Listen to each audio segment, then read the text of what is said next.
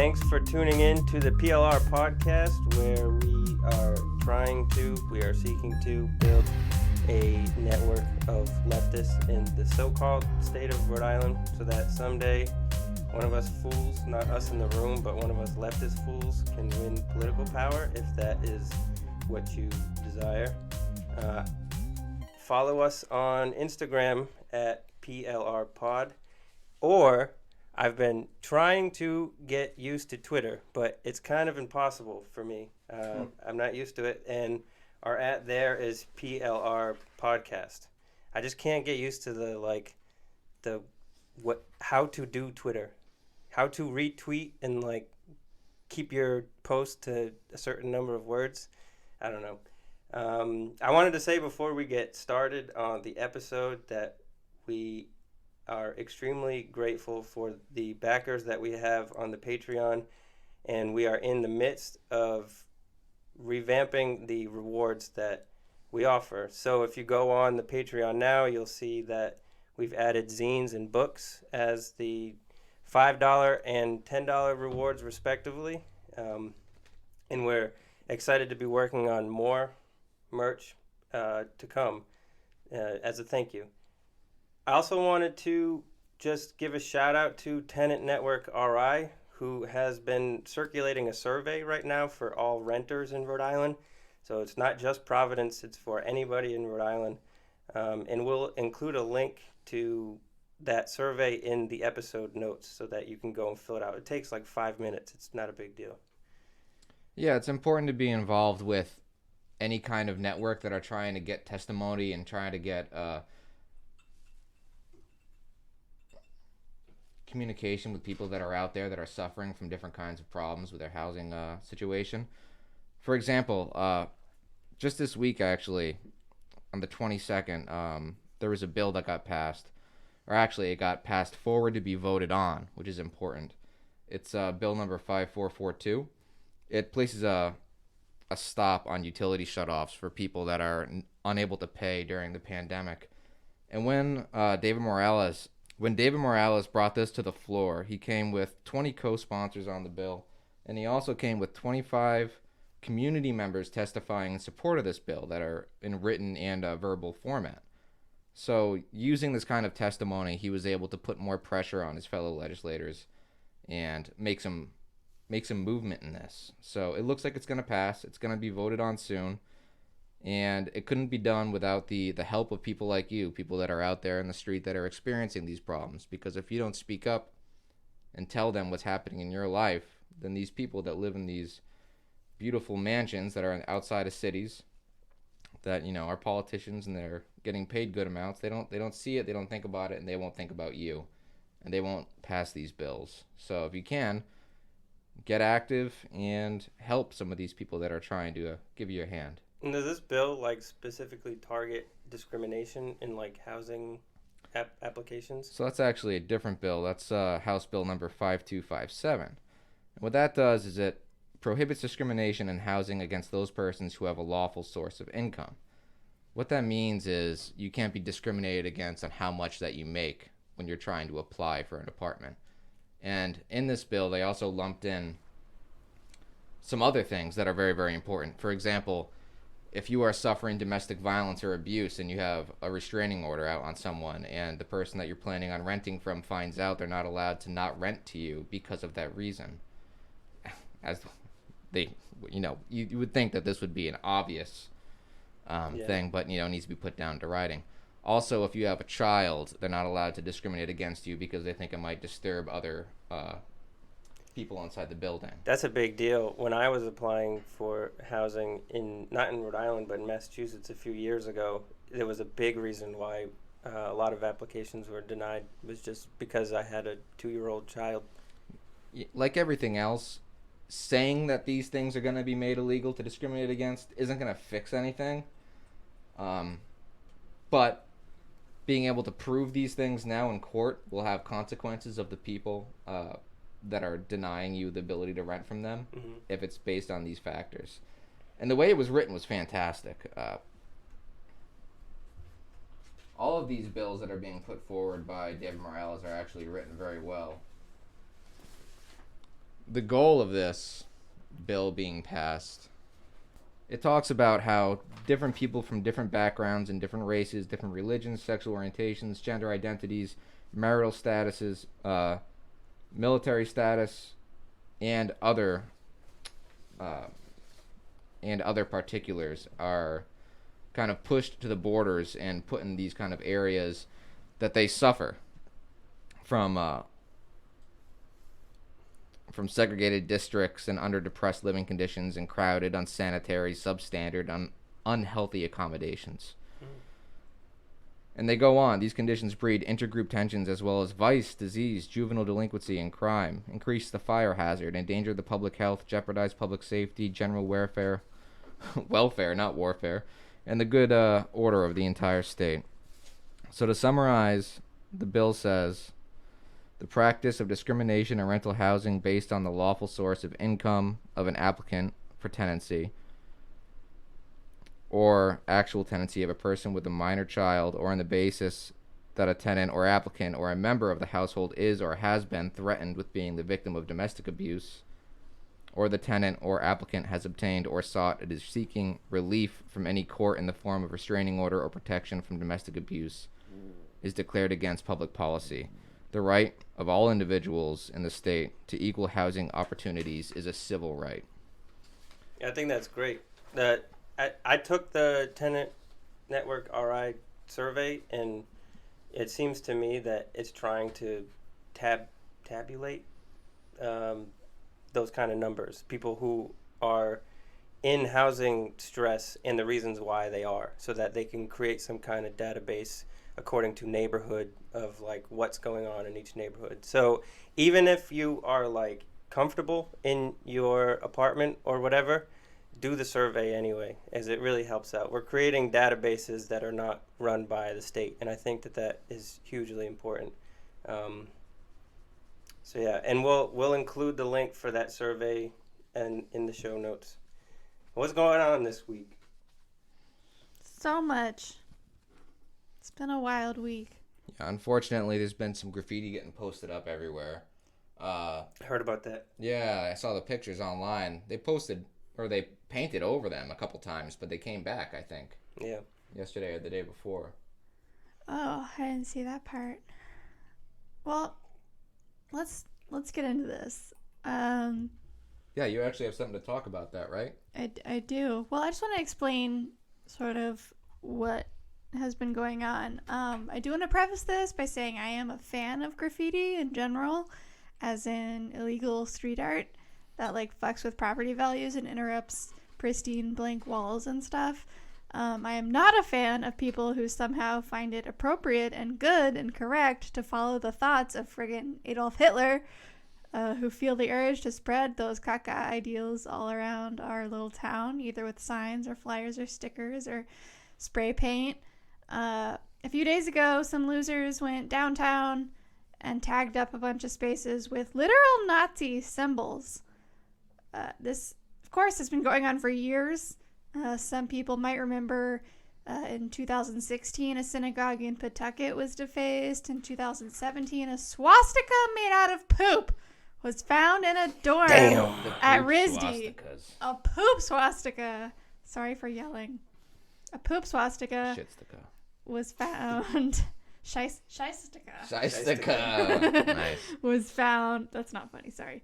At a dorm at RISD. Recently, there's a bunch of nasty stuff on a trailhead in Smithfield. And then there's a bunch of nasty racist stuff put around downtown. Even Alex and I were at a playground in Cumberland the other day, and there was a swastika carved into the play structure. Like, this shit is everywhere. It doesn't just go away because certain people are voted out of office, you know? I think, like, what I've experienced in Rhode Island, talking to Rhode Islanders about, like, white supremacists in the state, is people in Providence tend to just, as a way of, like, ignoring the problem, is to say, oh, yeah, all those people are from Warwick, or something like that. Like, they just kind of relegate them to the sidelines by saying, oh, we don't take them serious because they're just some, like, hillbillies from Warwick or something like that. But then you see this stuff in Providence, and it's kind of like, maybe these people aren't just all outside of the city, you know? I don't know. I mean, I don't know. I think the list goes on and on. Racists have been out and about nonstop, and if that's a thing that's surprising to you, you're in denial, and that's a privilege because a lot of people who are the targets of these attacks are not able to just ignore it when they're confronted with it. So maybe check in with yourself about that. But back to this week's downtown graffiti at Water Place Park. Looking at the pictures, I saw the SS bolts, the Schutzstaffel bolts. Those are the like actual Gestapo uniform dudes, like the dudes who like rounded up folks to bring to the concentration camps, and the people who worked in the concentration camps. They've got those two lightning bolt looking things on their uniforms, and so that symbol has been used now like by neo-Nazis. So that was up. You see 1488 up, which is a reference to the 14-word slogan, or just the 14 words, which is we must secure the existence of our people and a future for white children, which is so gross. And then 2 of the 8th letter of the alphabet, which is H, so you get HH, which I guess is Heil Hitler. Please do not soundbite that. You get I saw 131, which again corresponds to letters, ACA for Anti-Communist Action. We see NCS, which is the National Socialist Club. There's anti-porn stuff. There's the Celtic Cross. Damn. They went all out. You would think that like 70 years later, these boneheads would like think of new things, but no, it's just all recycled shit. Actually, a lot of it is like, I'm really nervous about the fact that I researched this. Like, I don't want. Yeah, we're all narrowing our eyes. I know. I'm upset that this is in my search history now, but apparently a lot of Nazi imagery was taken from like ancient Rome and stuff. Yeah. Anyway, so we can assume that this was done probably by Proud Boys or Patriot Front or Resist Marxism or whatever dumbass rebranding of Nazism is going on in this region. Some anonymous comrades wasted no time, thank gosh, in covering up this grossness with like ACAB and Antifa. They called out Chris Hood specifically. He's the leader of Patriot Front in Boston. He's an asshole. They said like Providence is a no-Nazi zone. There's some pro-porn stuff going on. I hate to be this guy, but unfortunately there's also some bummer stuff. I want to say I appreciate whoever covered up this mess, but calling the Proud Boys pussy boys is not cool. And I urge you to do some research and educate yourself on the history of the word pussy and ask yourself if using sexist language is the best way to fight sexist guys. Now, maybe somebody with a vajay did it. I don't know. And I'm sure a Proud Boy's head would explode if you did something so emasculating as calling him the P word. I remember being at a Resist Marxism event a few years ago, and I got a whole apple chucked at me by a Proud Boy who then screamed, "You like applesauce, bitch?" And I do. I love applesauce is the thing. Yes, I do. Thank you for this apple. But the apple did leave a really, really intense bruise on my collarbone. But more than anything, I was just like, bro, that's not the quote from, what's that Matt Damon movie in Boston?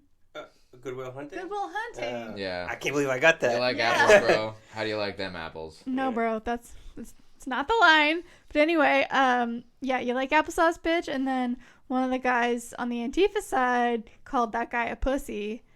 And just between all the men yelling, I kind of just shut down. And that was the last time that I went to a thing like that. Why? It sounds so great. Yeah, right? There's also an alarming amount of white dreads. Ew. Wait, on which side? What side do you think? No. Where was this? It was at the Capitol. Okay. There are actually pictures on the Resist Marxism's Instagram of me screaming, making me look like a total monster because I climbed on top of a cop car and was like yelling at this lady for anyway, whatever. I'm gonna impose a no white dreads rule in leftist organizations. Please, I can't do it. Dog, you can try, but The next roundtable discussion, white dreads. White dreads. I also want to say, before anybody digs into my past, I have had dreads, but I was 15 and I didn't know. Full disclosure. I'm sorry. They looked horrible, obviously. And then I had to go to the emergency room for an illness, surprise, surprise. And the emergency room, like, shitty pillow fused to my dreads. We had to cut it out. So it's a cautionary tale. Bob Marley's just rolling his grave right now. I don't want to shame anyone from having dreads, though, but I will say I am judging you if you have dreads and you're older than 21 and you're white. That's all. Anyway, there's also something on the wall, the spray-painted wall. Some comrades spray-painted something about white trash, which I also have a lot of feelings about because I think it's classist. But also this might be a stretch, but the designation of white trash sort of implies that standard trash is non-white, i.e. black or brown. I can understand thinking that's a stretch. I'm not the person that came up with this. The person that told me that is a black person, so I opt to be like, oh yeah, let me think about that. Anyway, that's all I have to say for that. To recap, graffiti is cool. Fascism and white supremacy and chauvinism are uncool. Covering up uncool graffiti is cool. Using sexist and classist language is uncool. And Chris Hood is uncool.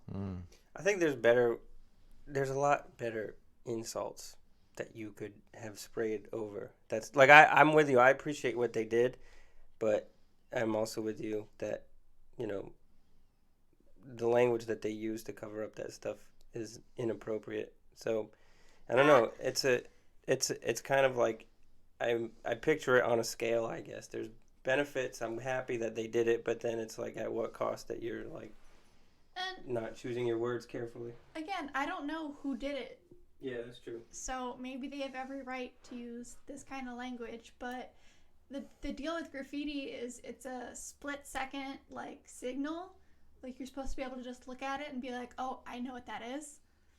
And so you can't just look at the word pussy boys in a split second and be like, aha. Mm-hmm. Also, to all my fellow transes out there, we know that pussy boys are a thing. They're self-identifying pussy boys, which I don't know if that's necessarily okay either, but it is a thing. Also, the white trash thing reminds me of what I said about like most people in Providence just relegating all that stuff to Warwick. You know what I mean? Because there's a stereotype that in Rhode Island, people in Warwick are like quote unquote white trash, and that's why all the racists are in Warwick. And it's like, I don't think that is the case here. Like, I don't think that people came from Warwick to spray paint. You know what I mean? I think that these are people I do from think Providence. There's probably nothing better to do in Warwick. It's true. It's true. It probably isn't a good idea calling people white trash that are fascist, because then you're just giving more ammunition for them to use when they get back to their other friends, being like, oh, they're calling us white trash. They're against us already. It was my dad who said that he could not imagine ever wanting to call somebody trash. And it's like, man, if you really think about it, like, that's a pretty fucked up thing to say about somebody. Even, like, racists can go to hell, obviously, but calling somebody trash is, like, that's pretty intense. Yeah, we say a lot of things that carry meaning beyond words, or beyond, like, intent. Yes. There's actually a great episode of Iconoclasts with Maya Angelou and Dave Chappelle talking about the power of words. I highly recommend. But Word. anyway, that's all for me on graffito. Yeah, that graffiti stuff I think has been the most prescient topic in leftist Providence feeds this week, But I also wanted to talk about the incoming governors, the supposedly incoming governors' recent promise or pledge that teachers should be prioritized in getting the vaccine, which, again, we're going to preface to say that I do believe teachers should get the vaccine, absolutely. But my concern is that by promising that the teachers get vaccine, he said nothing about students, for example.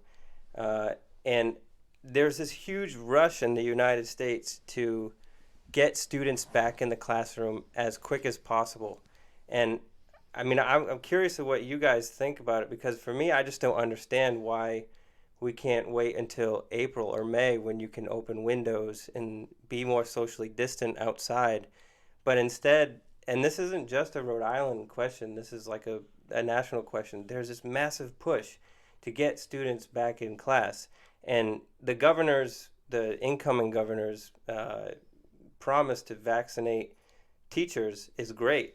But what about students? And then there's the added difficulty that if your solution to not being able to mass vaccinate students is to have more screening as the students come in, who's in charge of the screening? Do teachers both have to teach and be screeners? They have to take temperatures? You're adding to the teacher's job without compensating them more for being both an unofficial nurse and a teacher. You know what I mean? Temperature testing isn't 100% either.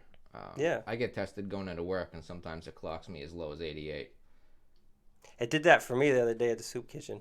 I took my temperature and it was like 87. So you can't just... Damn, I'm dead.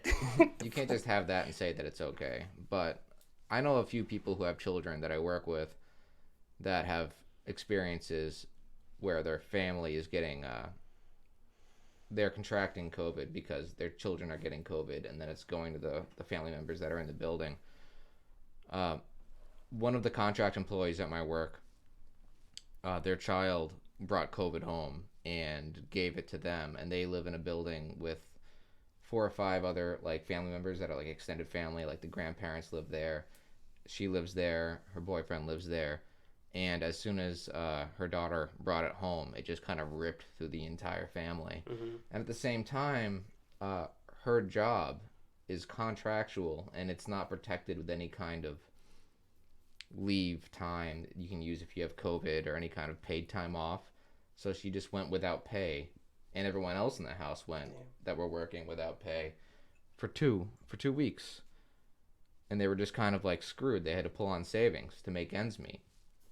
And people are getting affected by this. This isn't just, kids don't generally die from COVID, so it's okay if they get it. But they bring it home to their families, and sometimes their families have jobs that don't have the kind of protection. They don't have that safety net. Yeah. That's a good point. So it hurts people. And then also, culturally, some families there'll be more people living in the same household. Mm-hmm. And it can spread real quick. And I know another person who's an interpreter at Rhode Island Hospital, and they're seeing many people from their church that they used to go to church with anyway, mm-hmm. that are starting to contract COVID because their grandchildren who live in the same building as them, are bringing it home from school, and it's definitely spreading around to everybody, and it's dangerous. And this isn't just something that's teachers and students. This is a community problem. This is a big fucking issue. I think that's the point. What kind of scares me the most is it reminds me of before Joe Biden was sworn in, there was all this rhetoric that he has a plan, he has a COVID plan, and it's going to be implemented in day one. You know what I mean? Yeah, he said a lot of things. And and I think we all kind of took that on blind faith. Nobody in here really likes Joe Biden, but we were all at least okay, there's some kind of plan that he's going to implement that's different than Donald Trump. But now we're seeing that that's not the case. And I worry that the same thing applies to McKee's COVID plan to get children back to school. And you can go online and you can see this, 100-page document about how to make sure our schools are safe and how you can have back to in-person schooling.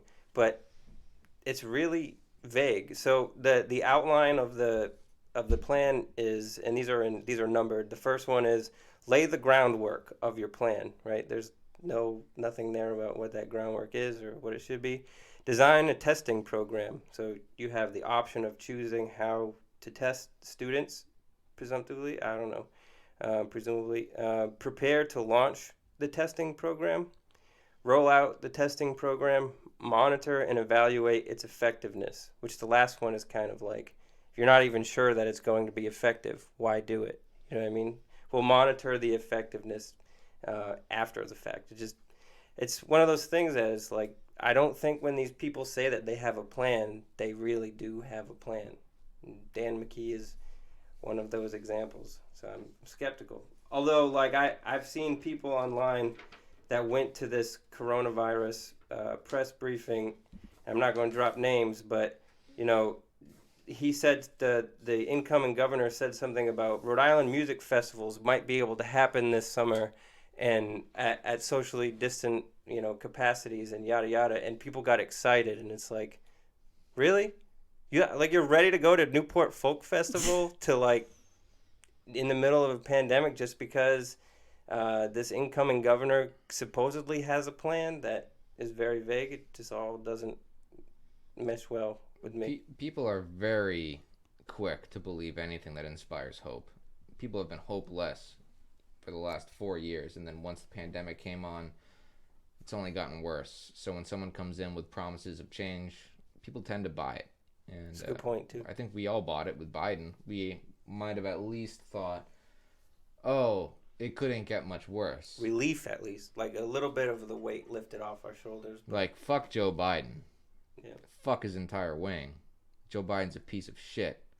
But I think that he's at least semi-competent in the duties that he's given. Now, those duties, how he performs them... Duties. How he performs them and whatever objective he wants is definitely not aligning with me and my ideals, but I think that he's at least competent to put, you know, his pants on in the morning and not have a button to buy fucking or have someone deliver Pepsi. Yeah. You know. It was Diet Coke. Oh, excuse me. He did? Fuck Coca-Cola, too. But yeah, it would be better if it were Pepsi. It would have been better. They're union. But anyway, it turns out that Biden is just as incompetent and as much of a letdown as anybody else could possibly be. If only someone had said that. Yeah. Yeah, I mean, the one that is circulating on social media the most is that Biden promised no deportations in the first 100 days, but yet has deported people. And what did they renamed the detention centers? Yeah, now they're like overflow facilities. Overflow facilities, yeah. It's just ridiculous. But again, it goes to the point, and this happens on a micro scale in Rhode Island too, that these plans that like incumbent politicians are promising aren't as great as they make them sound, and you shouldn't just buy them openly. I mean, teachers should be vaccinated. Teachers are on the front line. Absolutely, I agree with that. But what about the students, too? You know what I mean? Teachers on the front line, but they shouldn't even be on the front line because they shouldn't even be going back to school. Well, I think it's complicated. As a teacher of a public school elementary situation, you know, I think that kids, a lot of these kids need to be in school, especially like kids receiving services for like learning disabilities or developmental delays and stuff like that. A lot of those kids have been really, really at a disadvantage for this past year. I was talking to Ben about that, and it's really, really hard to keep them engaged. And it's well, and I mean, sort of for a lot of children, for a lot of people in general, anything's changing very drastically, very suddenly is really tough. And so it's like they had just gotten used to school being how school was, then they got taken out of school, and just there hasn't been enough like consistency for them, which is what they really, really need. And like maybe they're getting used to being at school at home, and now they're gonna maybe go back to school how it was, but it's gonna be different. It's gonna be really tough. And also for a lot of parents who don't have access for one reason or another to like childcare. Yep. Their kids going to school is one of the only ways they have somewhere cool to be. This is one of the only ways kids get fed. Is at having their breakfast and school lunch and stuff. So I mean, like, no, obviously being in a congregate setting is dangerous in many ways, but also there are benefits for the kids going back. And I miss teaching, and I hope that I can get a vaccine as a person with lung disease and as a teacher, so that things can be safer. But also just, man, it's cheesy to say, but like, it is a little family setting in the classroom, and I know these teachers are missing their kids, and the kids are missing their teachers and their friends and stuff. So if we could figure out a nice, safe way for it to happen, I would be in favor of it. That's the key, is there has to be an actual plan to do it, a safe way to do it. And what I'm seeing from Dan McKee is that he's just saying, let's get the teachers vaccinated and then the students back in. But it's like, but what about the students though? They can, and even if they're not, don't get sick from it, they, as Andy said, they can still carry it home. And so, as a parent, of course I want my daughter to go back to school because of the experience that she's missing. But at the same time, I want it to be as safe as it can possibly be. Of course. So I want the teachers to be vaccinated, but I also want to make sure that she's not sitting in a classroom with closed windows sitting next to a kid that has COVID with them. You know what I mean? On them. And also, like, there have been stories when school first started for children where they'd go to school wearing one mask and come home wearing someone else's. Oh, Jesus. Yep.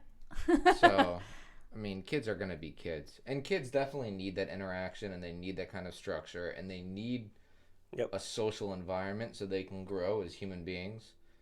And this entire situation has been probably very traumatic to kids' development. Oh, for sure. Are other states vaccinating students? Do you know?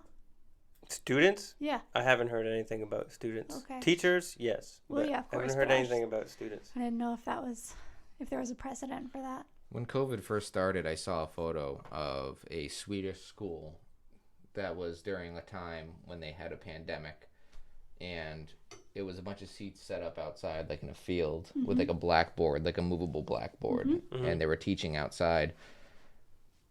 Sometimes you have to get creative with the solutions to some of these problems, and maybe something, I mean, if COVID is here to stay for a long period of time, and we cannot be assured that everyone's going to be vaccinated, sometimes flipping the seasons of learning as well and having outdoor teaching or something like that might be something to look into.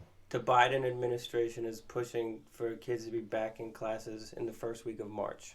And that's kind of my other point, is why can't we wait until April when you can open a window or teach outside? Right. You still can't do that in March. Not in New England. I mean, in other places maybe, but I don't know. It's, I mean, where I'm from in Louisiana, it's straight up hurricane season. It's storming all the time. Can't go outside. Damn. Hurricane. Fuck. Well, what else is going on this week or these past weeks? Oh my God, can I talk about something that's really, really important to me? No. Mr. Potato Head? Mr. Mrs. Potato Head. No Potato Head? Or mixed potato. I don't know what to say. Hasbro, our dear sweet Hasbro, are doing away with the genders of the potato heads. Also, fuck Hasbro for other reasons, just saying. But sure, but I'm talking about how we now have this androgynous potato who can have a mustache and a purse or whatever, which, by the way, kids totally already do, because gender is fake. And conservatives are incensed, right? Like, how dare Hasbro shove the gender creative agenda down their throats? I love how obsessed conservatives are with gay people shoving stuff down their throats. Did you see that one guy that he tweeted back at the Hasbro announcement Republican states need to secede. Yeah. It's like, damn, because That's Mr. what it took. Potato Head isn't Mr. anymore. This is where we draw the line at the Potato Head. Conservatives are pissed, but not as upset as my fellow gender nihilists who are sick of being likened to like the most boring, nondescript item, a potato, when most of us are very colorful and exciting individuals who would rather have access to healthcare and housing and not be discriminated against at our jobs. But like, cool, thanks for... Hey, Potato Head has a pink nose. I'm just saying, and green sunglasses, and... It's a potato. You can make Potato Head colorful, is all I'm saying. Are you not happy with these vapid signaling efforts by these neoliberal corporations? Hasbro is now... I talked to all the other queers in the world, and Hasbro is now an icon, a trans icon. Thanks for that, guys. No, not really. That's sarcasm. Yeah, you're right. You can fashion up a potato for sure and call it whatever you want. But that's very offensive to me as a potato, as a trans potato. You look at all the like gender neutral clothing and it's just a tan sack. Like I don't understand how androgyny and gender criticism turned into that. All right, Stretch Armstrong is next. No longer can be any gender identity, but you can stretch that motherfucker however you want, right? I guess. I'm trying to think of like what other iconic. I mean, now that you say that, a potato is kind of insulting. Right? Yeah, I never thought of it, but it definitely makes sense. Is there a more boring vegetable that you could have? Don't get me wrong, potatoes are my favorite food. Yeah, but that's when they're fried or baked. Yeah, not a raw. I wouldn't eat a raw potato. No. I have. It's disgusting. You old Russian ass. In Russia, right? Yeah. Yeah. In raw onion. In Soviet Russia, you eat raw potato. It's true. I think that like what Hasbro is doing is really great, but yeah, as you said, it shouldn't become like the iconic. I see what they're doing. They're missing. They're kind of missing the point. Missing the point, yeah. And yeah, like I said, we would rather have healthcare and be able to rent a house without being discriminated against and stuff. And why you gotta like make a big deal of it too? They're not the only ones. Nabisco recently tweeted, within the last couple of days, they just tweeted trans women are women.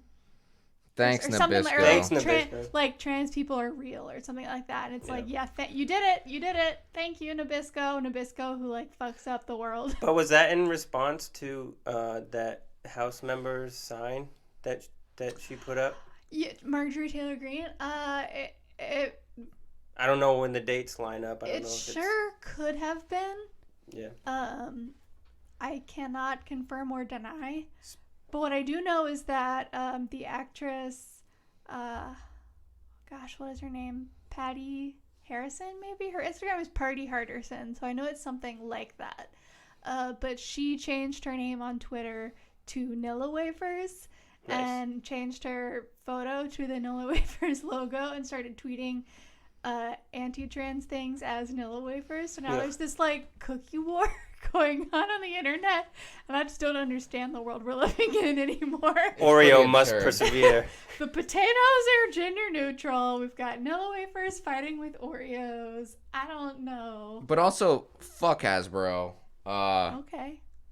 I don't like Hasbro because their conditions for factory workers are terrible. They're not giving them safety equipment, so they're breathing in fabric that will get into their lungs and lower their life expectancy. Oh shit! You know who also wrote about that? Marx in Capital. And I guess the shit hasn't changed in how many years? A bunch. Yeah. I would say fuck Hasbro too, because they let my grandmother go. She used to work for Hasbro. That's right. Tell us about the toy room. Oh, when we were growing up, we had a room that was full of toys because she used to get them from Hasbro. So if we were good little kids, we could go up to the toy room and pick a toy. But they let her go all of a sudden because she was getting old, I guess. I don't really know why. But she like had an office job there when it was like still kind of small.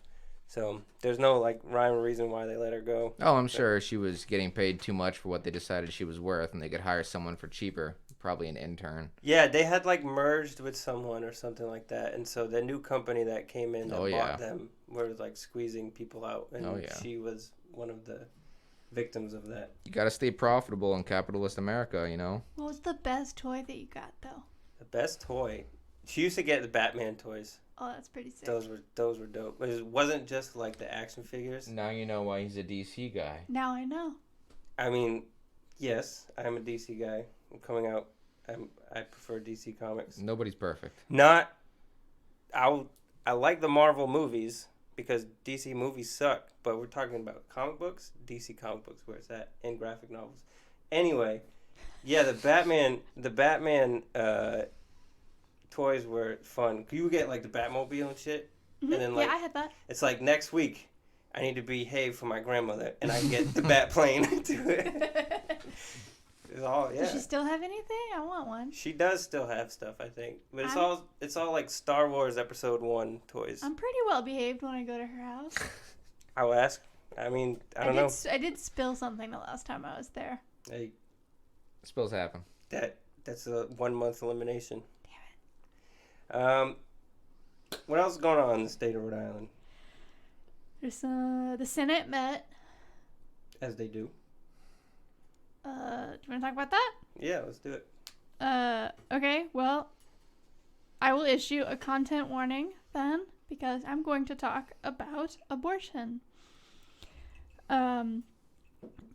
People without uteruses, I do not want your input on whether or not it should be legal or whether or not insurance should foot the bill. Just getting that out there. I don't want to hear what you have to say. We can talk about the legislative process and how messed up it is that a bunch of pro-life Democrats who presumably don't have to worry about getting pregnant made this decision. But I'm done listening to cis men's opinions on abortion. I just am. So anyway, on Tuesday, the Senate got together and this bill, Senate Bill 0267, cool name, about equality in abortion coverage, was read. And it points out legal precedents for providing access to safe abortions through Medicaid. Now, if you don't know, Medicaid is basically federally supported health insurance for people with little to no income.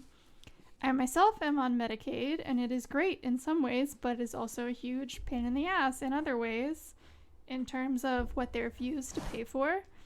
So the bill was supposed to go to the Senate Health and Human Services Committee, which makes sense, right?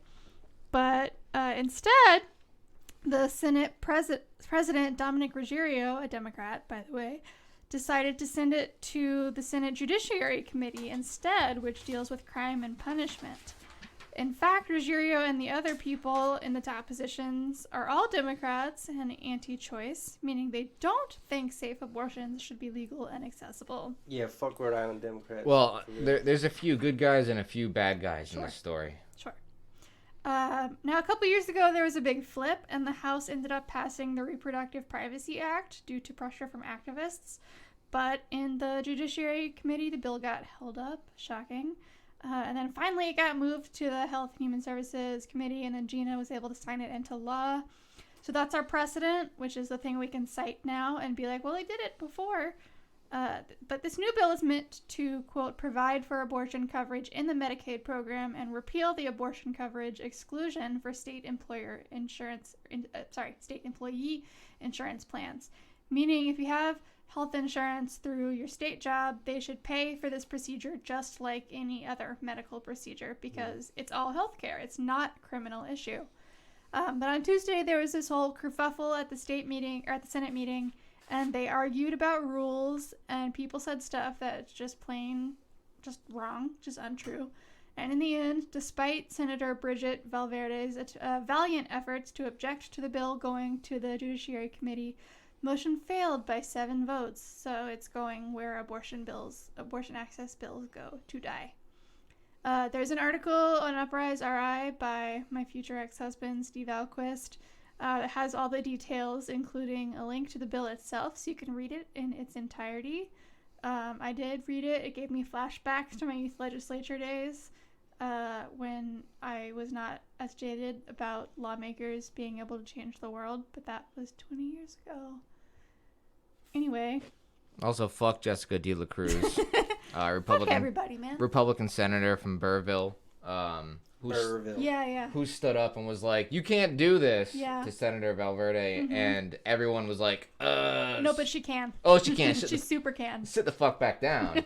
And so there are people out there that just want to say no without reason to say no and just get in the way. That's what I meant when I said some people said stuff that was just wrong. She was Just like citing this set of rules, and everybody kind of was like, no, that's not what it says. You get a participation award, but sit the fuck back down. Citing Jesus. That's what I thought you were going to say. Imagine the Bible. Jesus has a footnote. There was also a certain number of Democrats that were supported or sponsored by Planned Parenthood. Yes. That could have stopped this. Could have done it. And could they have just done it, and they didn't. And now I donate to Planned Parenthood every so often when I have money, and so I get really annoying text messages from them all the time, and I keep getting them. They're like, hey, buy this coffee mug, give us this amount of money, blah, blah, blah, and now I'm mad at them. They've helped me. They've helped me a lot. I actually really appreciate Planned Parenthood. The senators that went back on their promises was Lawson, Pearson, and Coyne. Yeah, what the hell, guys? Remember that. It's good to bring up their names. Remember that when it comes to be re-election time. Yeah. All the things they stand for that they just... Liars. You said it.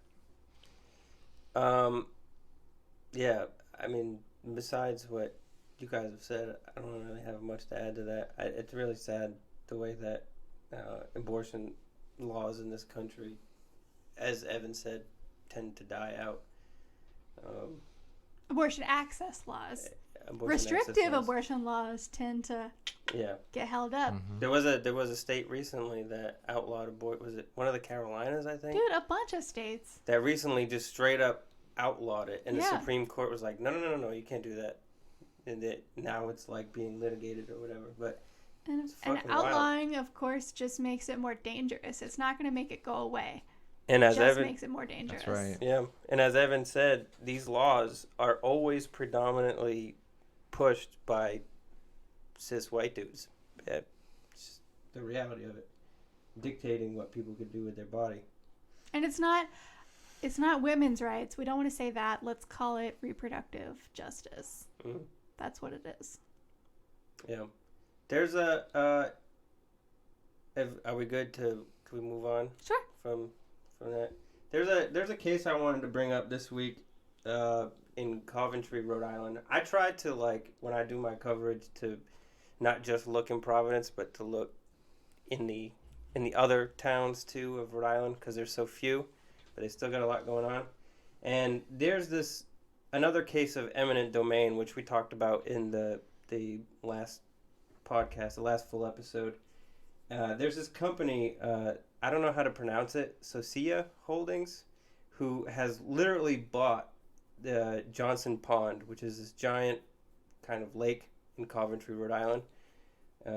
They bought the whole thing, and there's this dam in the pond that the state of Rhode Island environmental inspection, they deemed the dam to be quote-unquote fair. So it doesn't need to be repaired for a few years at least.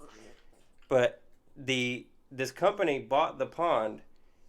Ostensibly, they're a development company, right? So ostensibly to build around the pond.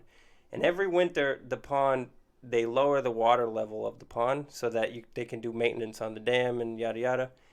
And this company is arguing now that we have to keep the level of the pond low because because the city of Coventry. That's not PC, but I'm sorry. Because that was pure emotion that came out. Yeah, I'm sorry. I apologize, but I am disgusted with I use that word too. The backhanded bullshit that happens in this fucking. Yeah, I'm for sorry real. To cut you off. They're arguing that we got to keep the water level down so that the city of Coventry has to repair the dam, even though they bought the entire lake with the dam included. And they're saying that because the city didn't repair it earlier before we bought it, now it's their responsibility to repair it now. And the city is obviously saying, you bought this pond. You bought the dam that goes with it, and so it's your responsibility to repair it when our environmental inspectors say that it needs repairing, which is not right now. It's in a couple of years. But they're not going to do it. Instead, what I suspect is that this company is going to keep the water level down so that they can build. Build on its shores. And so I just wanted to bring this story up as there's some motion right now to try to use eminent domain to get the city of Coventry to take this pond back so that an entire ecosystem is not destroyed by this private holder. And I just wanted to bring it up so that just in case, if there's anybody from Coventry, Rhode Island listening, I want you to think about the reasons why a private company would buy a pond. And if you think that it's a benevolent endeavor to try to repair this dam or to, purify the water. It's not a land trust. Yeah, you're mistaken. The purpose is profit. And I don't particularly give a shit about people that have the money for boats and jet skis and shit to go out on the pond and have fun. I don't care about that. I'm more worried about the ecosystem of this place, of Johnson's Pond. So I just wanted to bring that story up. I thought it was important to me, and another example of spineless liberals unable to use eminent domain to protect nature. I think Johnson's Pond, I think that's too gendered. I think we should give it a gender neutral name. I think that would really, Johnson's Pond. That would really fix everything. That's my Johnson's Pond. Do we know what happened? Do we know what happened to the other case that we talked about last week? Metacomet? Yeah. Still going on. It's still ongoing. I mean, the city of East Providence, as I said, these people just don't want to use eminent domain because they worry that it's like too authoritarian. But it's like you're literally risking the housing market, as we talked about last week, but also the ecology of these places. The pristine nature of them. We don't need more houses. We need more green. Not money green, but grass green. Greenery, bro. Greenery, yeah. Love the greenery. Anything else? Anything? Everybody got something to bring up this week? I have something healthcare oriented. Yeah, I had the Right Track program, which what it does is it gives people that are under 250% below the poverty level, the federal poverty level, the ability to have their children covered by Medicaid, health insurance, and 250% poverty level. I actually have the number for that if you're wondering. Just keep wondering. Still wondering. You'll never know. Don't stop wondering. Yeah, I mean, when we do these episodes, listeners should know that we come with a lot of research prepared. And so, it's not easy. So, it expands the Right Track program to provide health coverage to children up to age 19, funded by federal funds if available, or if not available, by state funds. So this was an expansion on an already existing program. 250% below or at the poverty line is, for a two-person household, $43,000 a year, which is very, very low. For a one-person household, it's at $31,000 a year. 100% poverty is $12,000 a year for one person and $17,000 a year for two people. So this is for families that collectively only make under $43,000 a year will be protected by this. But the real important part about this is not the poverty line. It's in the fine print in between paragraphs on this bill. And what it says is that for children who are not citizens of this country but are residents, they are also protected. And they are given the benefits of Medicaid, whereas before they were not. So this is to protect all the children that are in Rhode Island, that are resident to Rhode Island. Even if they are not citizens of this country, they can still be covered under this. And this is Medicaid going from 0 to 19 years old. And Who's championing this bill? That's also David Morales. Nice. Right. That's bill number 5714. Also a great name. It was put over to the Health and Human Services. And it's going to be talked about later on whenever they decide to get off their asses and talk about it again. Yeah, it sounds like a good bill. I think there were it might have been California who wanted to give checks to non-citizens, and there was this whole other conservative reaction to it that they were just like disgusted by the possibility of people who live here not being helped. Because you have to earn it by having been born here. Having been born here, I guess. Yeah. Conservatives are so obsessed with fighting over the bones of which we're given. You know, It's like we got to fight and we got to get what little that is given to us and protect it and not give it to people that aren't citizens of this country. When in reality, there's so much that could be given to everyone. Yeah. And it's not. And they don't see that. And so they just, it's all us versus them with them. And that like American individualism. Yeah, it's that's still poisonous. So latent. And like this is the reason my theory, and I've had debates with people about this. My theory of this is that a lot of that like American individualism is still latent in older peoples where we see it most because they lived through the Cold War, right? And so they were told all along that the reason why we're against communism, why we're against the Soviet Union is because like we're American individuals. We believe in the free market. We believe in this kind of like quid pro quo of like, I'm going to do the best I can. I'll help you as long as it helps me. You know what I mean? And that still exists. You still see that with fucking Mitch McConnell, for example.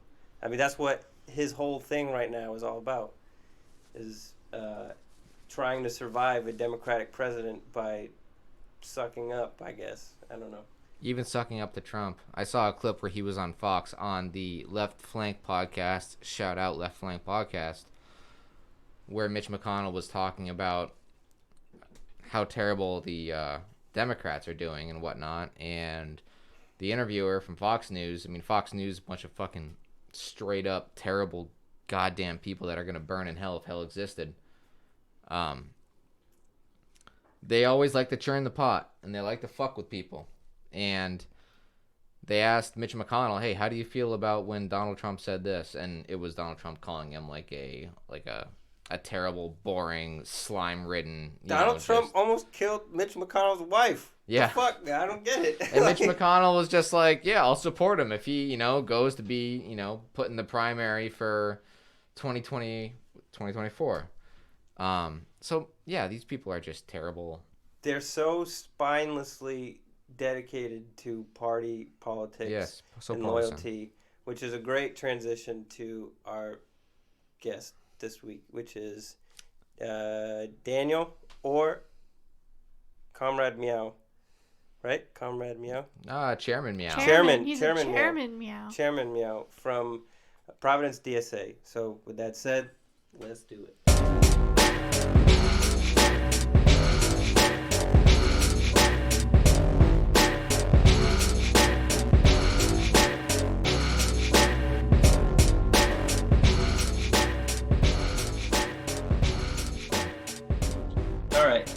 So thanks for coming on the podcast. We're really excited to have DSA on here and to have a lasting relationship with PROV DSA. Cool. And so the what we wanted to do with this interview is just ask you some basic questions about DSA, about Providence DSA in particular. And then if there's time afterwards, we can ask you some harder questions. But we'll see if there's time. So the first thing that I wanted to give you the opportunity to answer basically is, what is DSA? Mm-hmm. Do you want me to answer now? Yeah. Well, the DSA is a socialist organization, currently 95,000 members, largest socialist organization in the country since maybe the 1930s. It's not a political party, but we do run candidates for office. And we also do a lot of organizing work around labor unions and also issue campaigns like Medicare for All, Green New Deal, etc. And what do you guys do particularly? I always hear in the news or through other podcasts or what have you about DSA initiatives around cities that they're in.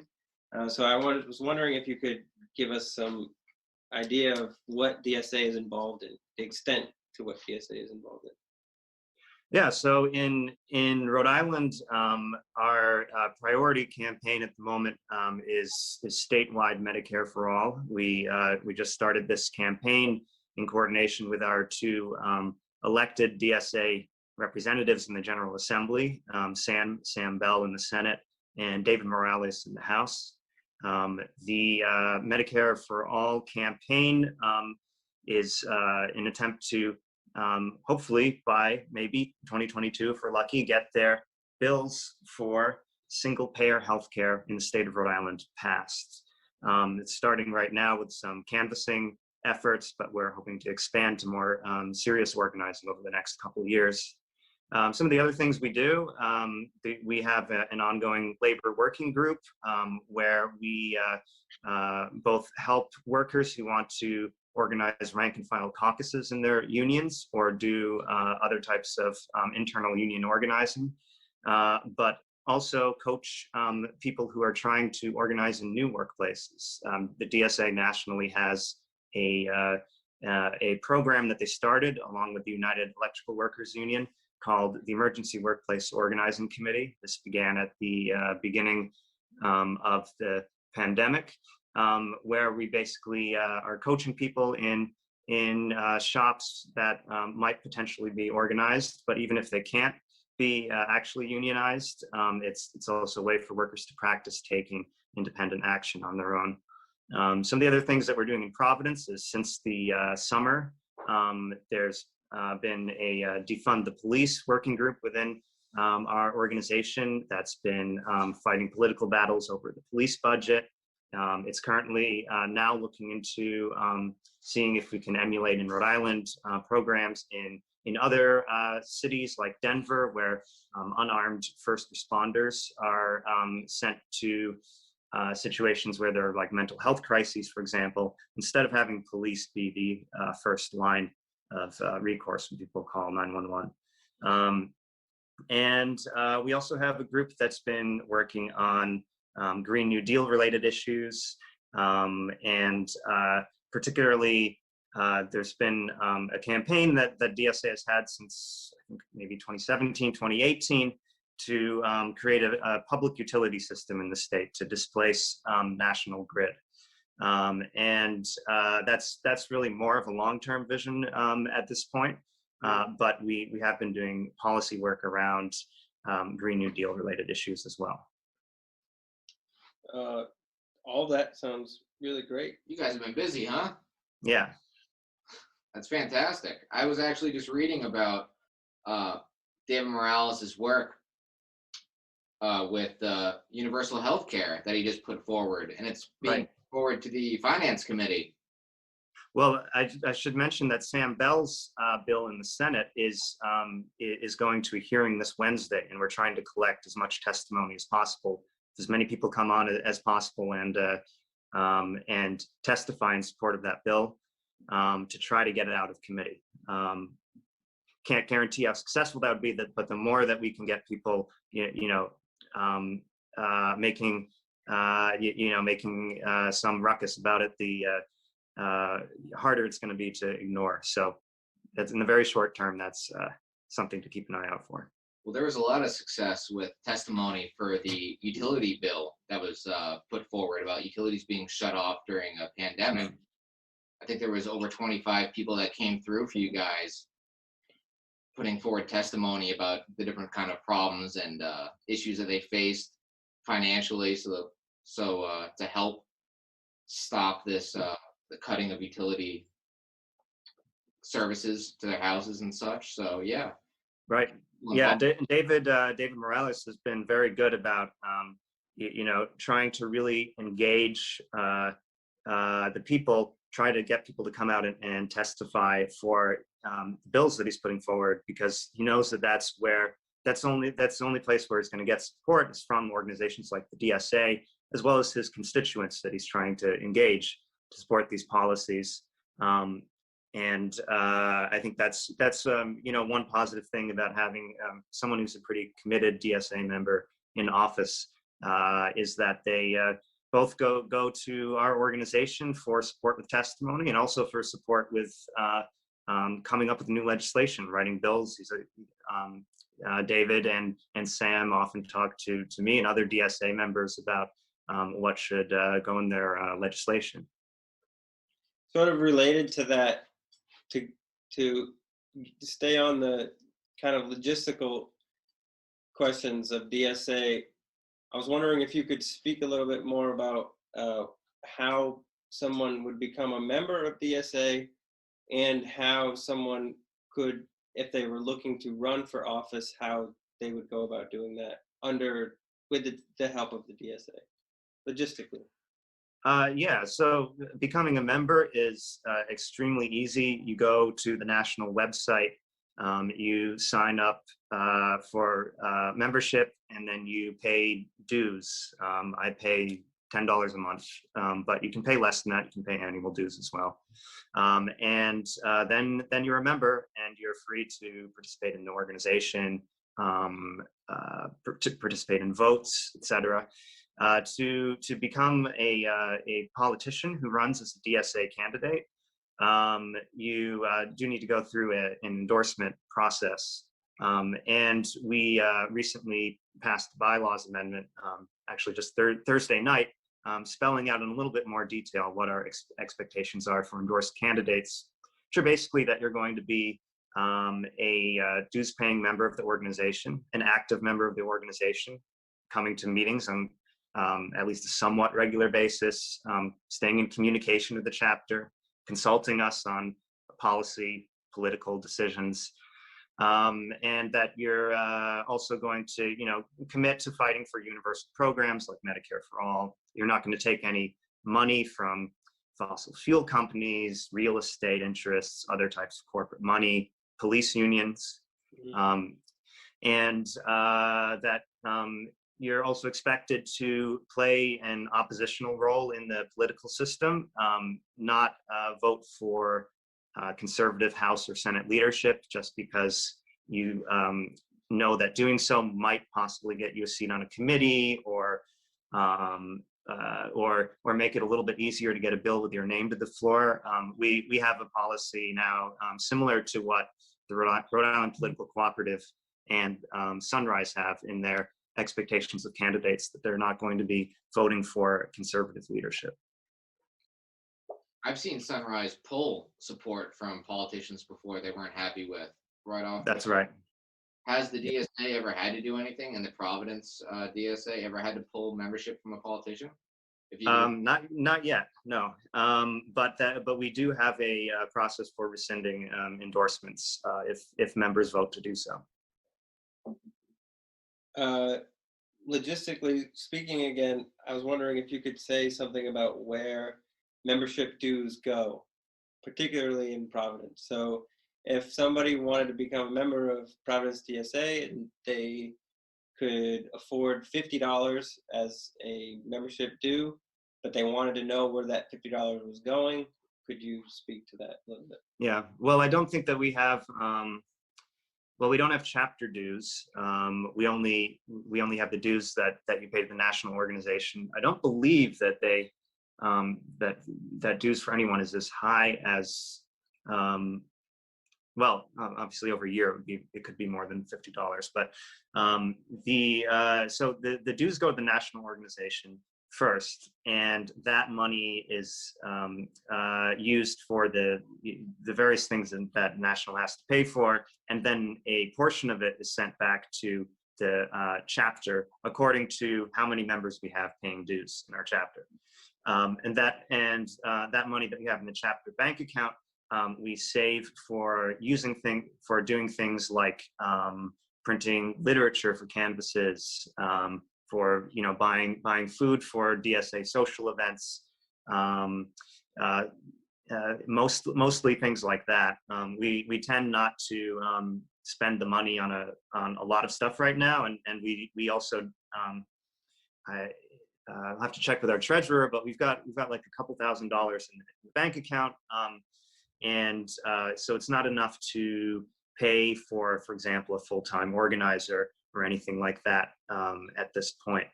But it's mostly just used to compensate members when they need to buy supplies for the chapter. Cool. Anybody? All right, we're gonna move on to some harder questions. Okay. Now, just for fun, because I mean, you understand that like people on the left are so variegated in terms of their ideology and who they want to affiliate with and who they don't want to affiliate with and yada yada. And so as much as we understand, the parts of us that understand the DSA and what they do, there's others, people who are listening who might not, you know what I mean? So that Right. was sort of the point of those easy questions, was just an opportunity for you to say like, yeah, look, this is what we do. But I wanted to ask, because there's a lot of leftists, for example, who don't believe in or don't participate in electoral politics. And I wanted to ask you, how would you respond to them? Electoral politics is one tool that's that I think most people in DSA agree is important for building a socialist movement. And you know, historically, socialist parties, some of and socialist movements, in some countries, they developed first where there was a strong labor movement. In some cases, the party was more well developed before they were able to get labor support. But you know, in most cases, the party building has been and the electoral politics have been an important part of what socialist movements have done. I think there is a legitimate criticism to make of the DSA in that so far our candidates have been running in Democratic Party primaries, and that's something that I think that most DSA members believe that what happened, that at least since the Bernie 2016 campaign, we've seen that contesting Democratic primaries can do a lot for spreading socialist ideas, and that it can also do a lot to expose where the Democratic Party is letting people down. Because I know that for me and a lot of other people, in the past, we thought that the Democratic Party has maybe people's best interests at heart in general, but they're just constrained by the Republicans to doing bad stuff sometimes. But once we have strong left-wing challengers in Democratic primaries, and you can see how hard the party establishment fights against even just basic social democratic policies like Medicare for all, that there are entrenched interests in the party that don't have the working class's interests in mind. So in that way, having people run in the Democratic primary can actually make left-leaning Democrats more skeptical of the party and a little bit more receptive to possibly breaking away in the future. However, it does put us in a difficult position where all of the incentives inside of the party are to conform to the interests of business and the capitalist class, and it's very difficult, especially when we don't have very well developed socialist organizations, or at least ones that are organized in such a way that we can exercise discipline over our candidates in general. I think that we're doing a better job in Rhode Island right now with David Morales and Sam Bell than maybe some chapters have been able to do in other states. But without having a very strong, disciplined organization with a large mass base in the working class, it can be very difficult to keep those political candidates accountable to the socialist organization. So, looking to the future, I think the answer for how we deal with electoral politics is to follow, something similar to what was passed at the National Convention in 2019, which is, we can continue running candidates on the Democratic Party ballot line, but the goal is really in the long term to build an organization that's strong enough to, if not become an independent workers' party itself, be part of a coalition that becomes that party. And we had, the National Electoral Committee basically gave us a similar recommendation, and that's going to be a conversation that we continue to have in Providence DSA about how to move toward that goal, what our members think about that goal, because there's sometimes some differences between what the national organization passes in a national convention or whatever, and what the individual chapters want to do. So it's going to, continue to be a conversation. But I think that there are good reasons that leftists are skeptical of electoral politics. But so far, it has been an important part of building our movement. It's just now we've got to move forward to, now we have these socialist organizers, we have people who are committed to this vision. We need to get them to actually be organizing the working class and building that kind of mass base that can exercise real power. Does that answer your question? Fantastic answer, yeah. I want to know how. Hi, I'm Evan. Nice to meet you. Hello. I want to know how meetings are structured. How meetings are structured? So we have one general body meeting every month, usually the last Thursday of every month, and you can come to that meeting and learn just in general about what the chapter is doing. There's often a discussion section where we'll talk about a question, for example, the one that you just asked about electoral politics, political independence, that was the subject of discussion at our last meeting. At some meetings, we have votes depending on what our bylaws mandate. For example, we had a vote on the electoral related bylaws at the last meeting. And then sometimes we also have votes that we can send out by email after introducing a resolution at the meeting. And there are a bunch of other meetings throughout the month besides the general meeting that you can go to depending on what kind of work you're interested in doing with the DSA. It's obviously there's a lot of people trying to do a lot of different stuff. We have, if you're interested in helping to produce designs for our literature, there's an art committee meeting that you can go to help with that stuff. We have a group that's focused mainly on organizing around Medicare for All, which is our current priority campaign. But that's also there are 2 meetings just for that every month. Our labor working group meets every Sunday.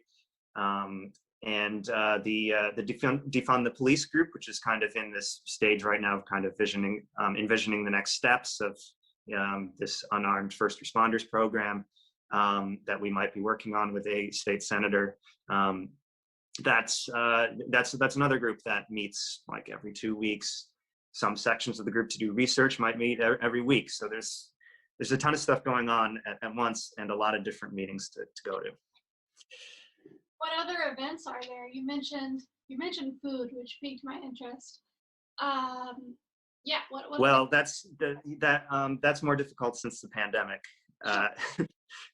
We normally would try to buy pizza or something when we're having a meeting, but obviously it's a little bit different now. But the events, we've tried to do virtual social events, and those are sometimes fun, just to have people hang out for casual conversation. But during the pandemic, it's more been in terms of meeting in person. It's really just been for the canvassing that people have been doing. First for David Morales. Then I know that the group of people working on the police-related issues, we're doing some canvassing, and right now our main canvassing is the Medicare for All stuff. But we sometimes host educational events as well. I'm hoping to put together a panel soon on labor organizing during the pandemic.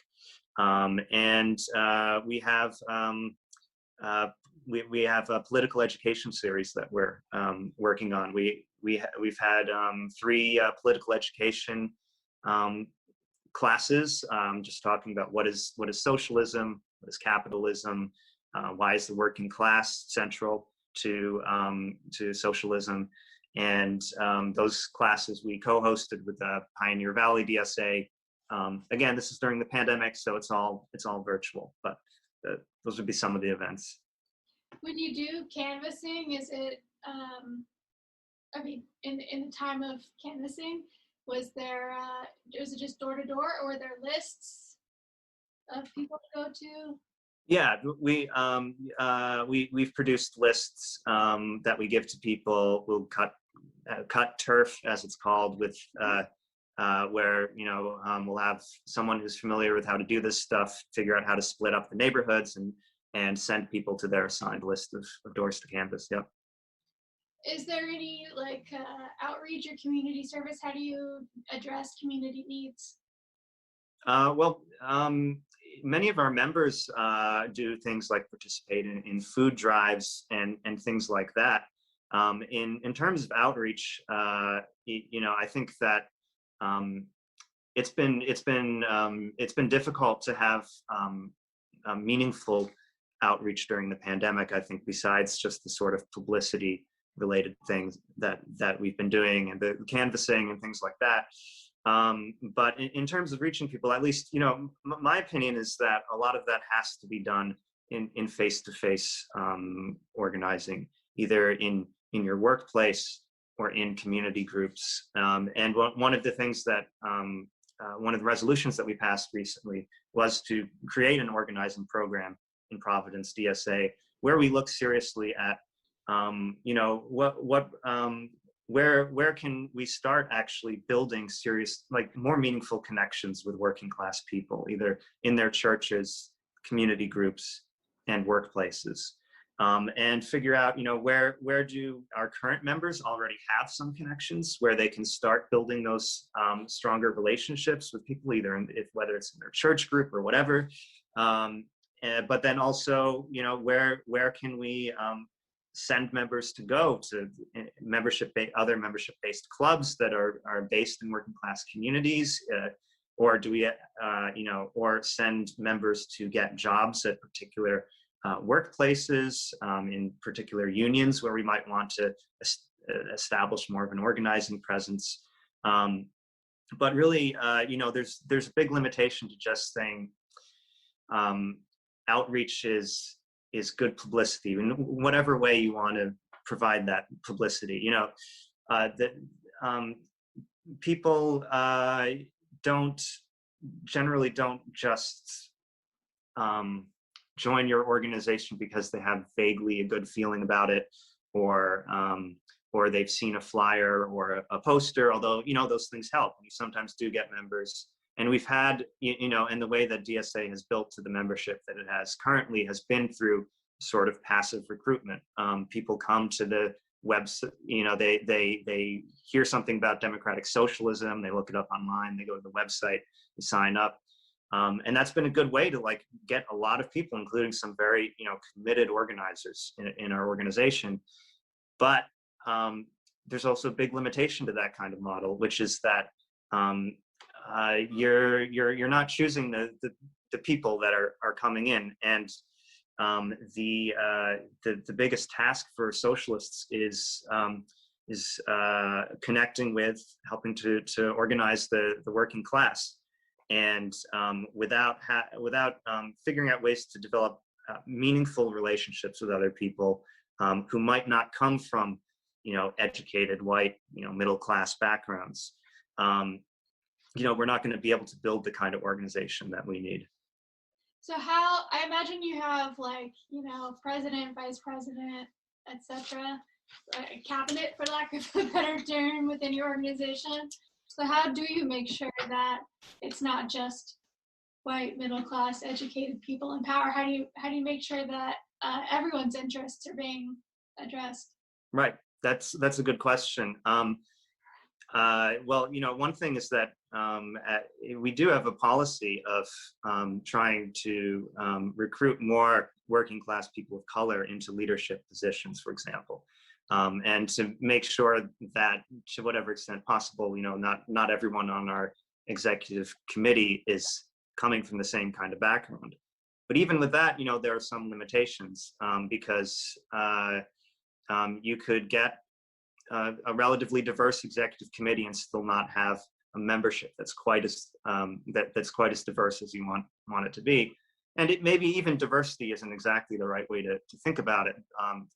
What we're looking for is not just some kind of representation, but a broad base in the multiracial working class. And I think that recently we've built a better, our membership demographics have been improving in that direction, but there's still a longer way to go. And getting people into leadership positions in our organization that come from working class backgrounds is extremely important, and it's something that we'll continue trying to do, but we also need to work on the membership as well. Now, how do you recruit people without tokenizing them? This is something that we talk about a lot. Well, my approach to it has been that you start by developing an actual relationship with the person who you're trying to cultivate as a leader. And that means that, you have to actually be willing to make friends with people who might be different than you. Yeah. And once you do that and develop some degree of trust, then you're not tokenizing people when you're encouraging them to take leadership positions. And that that's the important thing, is that I'm someone who has like a lot of social anxiety. I'm not the most social person, but to me it's important to sometimes put yourself out of your comfort zone a little bit and be willing to talk honestly with other people and get to know them and build a relationship, if no other reason, that that it's just important to the movement that you're trying to build. So I guess that's how I would answer that question. I really like that answer. Those were all my questions. Anybody else?